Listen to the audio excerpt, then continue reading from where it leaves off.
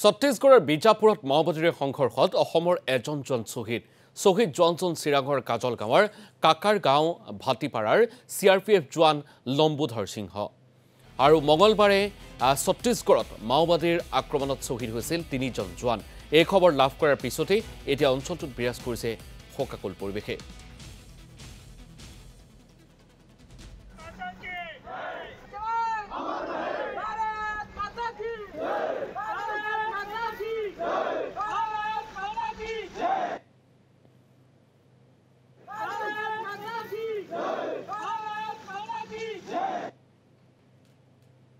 লম্বোধৰ সিংহ মোৰ সৰু ভাই হয়। তেওঁ CRPFত কাম কৰিছে। কালি আমাক সন্ধিয়া 6টা বজাত ফোন কৰিছে, তাক হেলিকপ্টাৰেৰে আনি থকা বুলি কৈছে ৰায়পুৰত।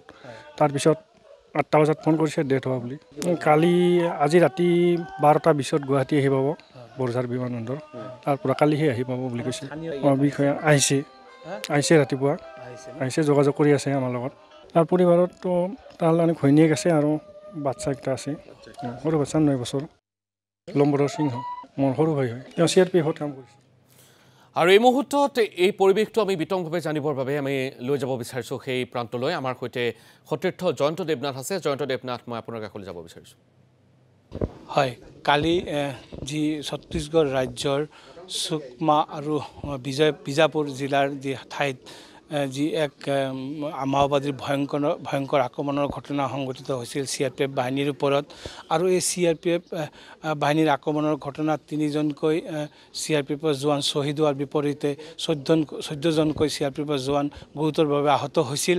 আৰু দুৰ্ভাগ্যৰ কথা যে এই 3গৰাকী যি জোৱান CRPFৰ জোৱান শ্বহীদ হৈছিলে, এই শ্বহীদসকলৰ ভিতৰত অসমৰ এগৰাকী CRPFৰ জোৱান নাম প্ৰকাশ কৰা আহিছে।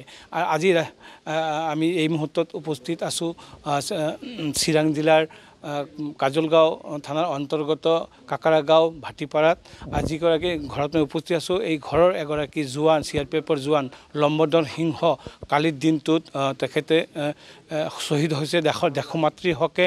আৰু এই জোৱানজনৰ শ্বহীদ হোৱাৰ ঘটনা পোহৰলৈ অহাৰ পিছত কালিৰে পৰা এইখন ঘৰত এক শোকাকুল পৰিৱেশ বিৰাজ কৰিছে। এই মুহূৰ্তত তেখেতক ঘৰৰ পৰিৱেশটো মই দেখুৱাইছোঁ যে এই CRPF জোৱানগৰাকীৰ শ্বহীদ হোৱাৰ খবৰ লাভ কৰাৰ পিছত এই লম্বোধৰ সিংহৰ ঘৰত এই অঞ্চলৰ যিসকল বয়োজ্যেষ্ঠ নাগৰিক বা যিসকল লোক আহি তেওঁলোকে এই পৰিয়ালৰ কাষত থিয় দিছে। কাৰণ এই লম্বোধৰ সিংহ যিগৰাকী CRPFৰ জোৱান 2011 চনত তেওঁ CRPFত যোগদান কৰিছিলে।